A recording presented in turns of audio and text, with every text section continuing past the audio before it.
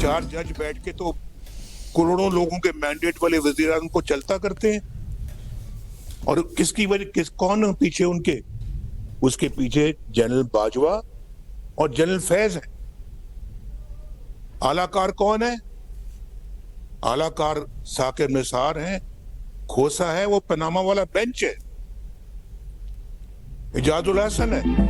नवाज शरीफ की जनरल बाजवा और जनरल फैज पर एक बार फिर नाम लेकर तनकीद। पनामा बेंच वाले जजों का भी जिक्र। पार्टी इजलास से खिताब में कहा, 4 जज अवामी मैंडेट वाले वजीर आजम को मिनटों में छुट्टी कराकर जेल में डाल देते हैं। इसके पीछे जनरल बाजवा और जनरल फैज थे और जनरल बाजवा और जनरल फैज के आलाकार साकिब निसार और आसिफ सईद खोसा और पनामा वाला बेंच है। इन लोगों ने आज पाकिस्तान का ये हशर कर दिया है। आज गरीब रोटी को तरस रहा है। क्या मुल्क को कौम को इस हाल को पहुंचाने वालों का एहतसाब भी होगा? इंतकाम की कोई ख्वाहिश नहीं, लेकिन मुल्क को इस हाल तक पहुंचाने वालों को कैफरे किरदार तक जरूर पहुंचाएंगे। पीटीएम में मुल्क को डिफॉल्ट से ना बचाती तो आज मुल्क में पेट्रोल 1000 रुपए लीटर होता।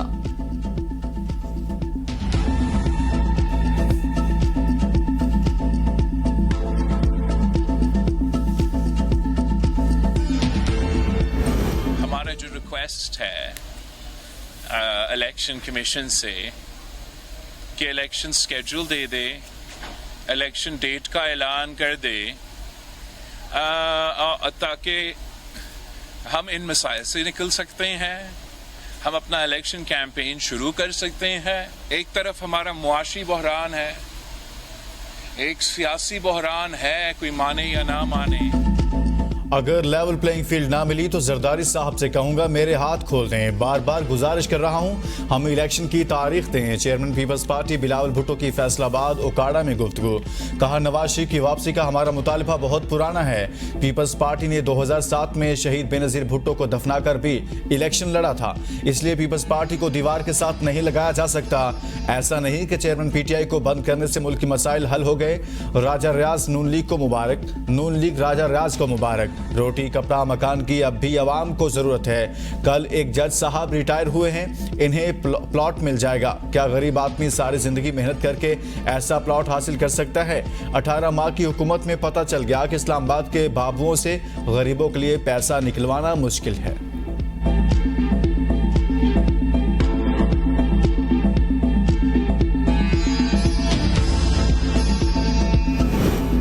मरियम नवाज की जेर सदारत पार्टी का ग्रैंड मुशावरती इजलास। नवाज शरीफ की वीडियो लिंक के जरिए इजलास में शिरकत। इस्तकबाल के लिए सहूलत सेंटर कायम करने का फैसला। मरियम नवाज ने अरकान को नवाज शरीफ की वापसी के हवाले से तैयारियों पर ब्रीफिंग दी।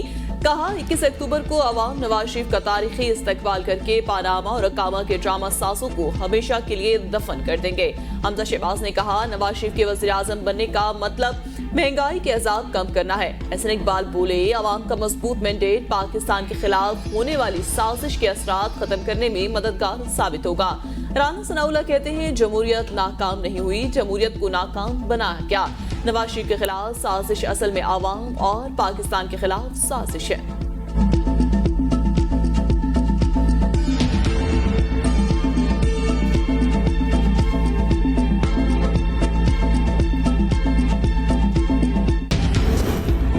टैक्स बढ़ाकर 20% करना होगा। निगरान वज़ीर आज़म अनवारुल हक काकड़ की न्यूयॉर्क पहुंचने पर मीडिया से गुफ्तगू। कहा, टैक्स के निज़ाम को बेहतर करना होगा, तभी आम आदमी पर बोझ कम होगा।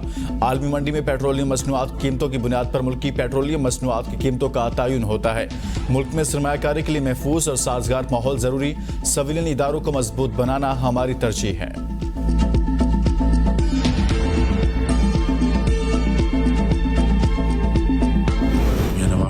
क़यादत में इंशाअल्लाह पाकिस्तान के अंदर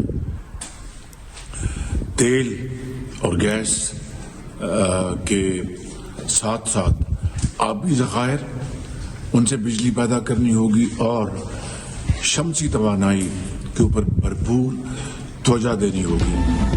शहबाज शरीफ लंदन से पाकिस्तान के लिए रवाना। साबिक वज़ीर आज़म पाकिस्तान पहुंचकर नवाज शरीफ के इस्तकबाल की तैयारियों का जायजा लेंगे। शहबाज शरीफ ने लंदन में 1 महीना क़याम किया। रवानगी से कब गुफ्तगू करते हुए कहा, ज़राई इनकलाब और शमसी तवानाई के मंसूबे तरजीह होंगे। नवाज शरीफ मंसूबों को अमली जामा पहनाएंगे।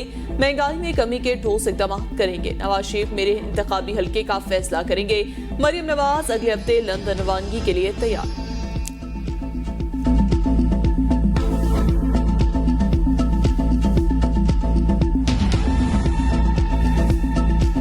चीफ जस्टिस काजी फाजिसा का 2 सीनियर जजों की मुशावरत से बेंच तश्कील देने का ऐलान। Practice and procedure act case की समाअत 3 अक्टूबर तक मुलतवी।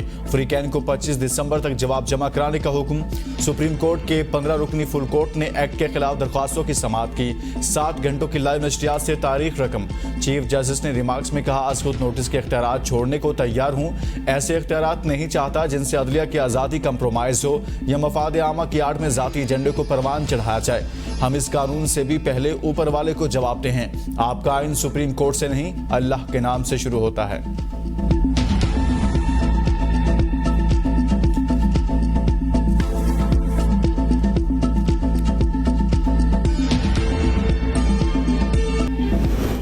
रावलपिंडी में डेंगू ने पंजे काट लिए। गुज़िश्ता 24 घंटों के दौरान मजीद 58 अफराद में वायरस की तस्दीक शुदा मरीजों की तादाद 720 तक पहुंच गई। महकमा सेहत के मुताबिक होली फैमिली अस्पताल में 46, DHQ में 40 और बेनज़ीर भुट्टो अस्पताल में 28 अफराद ज़ेर इलाज। 12 अफराद की हालत तशवीशनाक है। SOP की खिलाफवर्जी पर 50 मुकदमा दर्ज, 3 इमारतें सील।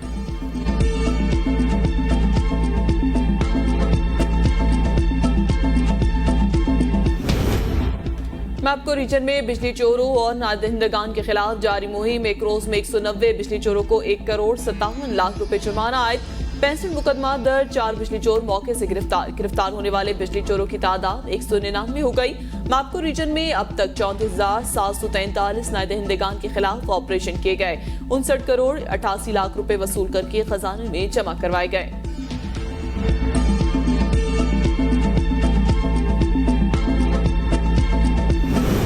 ANF का मुनशियात स्मगलिंग के खिलाफ ऑपरेशन। 4 कार्रवाइयों में 256 किलो मुनशियात बरामद, 3 गिरफ्तार। माड़ीपुर कराची में गोदाम पर छापे के दौरान 187 किलोग्राम मुनशियात बरामद। शिकारपुर रोड सक्खर के करीब गाड़ी में मौजूद मुलजिमान से 50 किलो मुनशियात बरामद। फैसलाबाद के करीब गाड़ी से 8 किलो मुनशियात बरामद। खैबर के गैर आबाद इलाके में स्मगलिंग के लिए छुपाई गई 11 किलो मुनशियात बरामद।